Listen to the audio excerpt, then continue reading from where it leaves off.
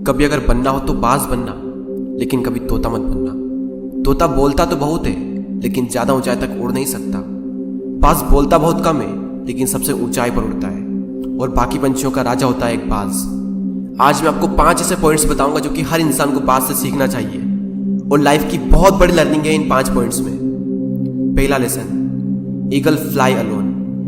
बाज अकेले उड़ता है और बाकी पंछियों के मुकाबले सबसे ऊंचाई पर उड़ता है। बाज अकेले उड़ेगा, लेकिन कभी भी चिड़िया और छोटे पंछियों के साथ नहीं उड़ेगा। बाज हमेशा या तो बाज के साथ उड़ता है या फिर अकेला उड़ता है। और इस समय यह सीख मिलती है कि छोटी सोच वाले लोगों से हमेशा दूर रहें और अकेले रहो, क्योंकि यही वो समय है जब खुद को जानने का असली मौका मिलता है।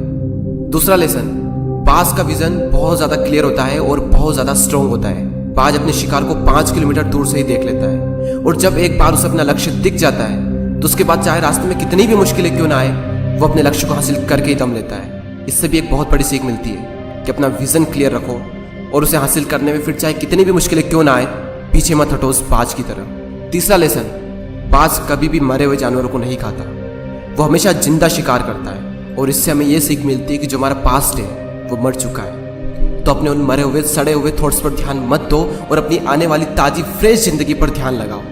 अपने पास्ट की पुरानी यादें जो तुम्हें तंग करती है उन्हें वहीं रहने दो जहां पर उसकी जगह है, और तुम्हारे पास्ट की जगह है तुम्हारे पास्ट में, उसे वर्तमान में जगह मत दो।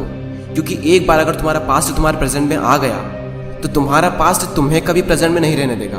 पास्ट में तुम्हारे साथ कितना भी बुरा क्यों ना हुआ हो, वो सब यादें, वो सब थॉट्स मर चुके हैं, और उस बाज की तरह बनो जो कभी भी मरी हुई चीजों को नहीं खाता।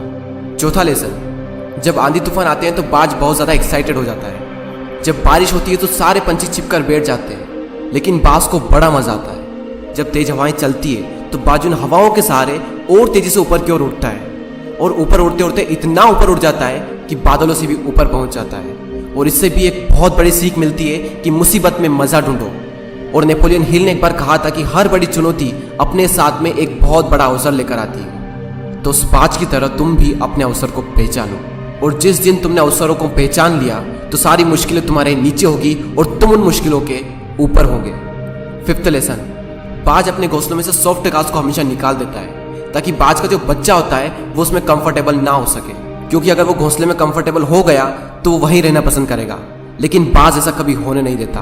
बाज एक पंछी है और उसे भी ये बात पता है कि there is no growth in comfort zone. लेकिन हम तो इंसान है ना, और इंसान होने के बावजूद भी कई सारे लोग इस बात को समझते ही नहीं।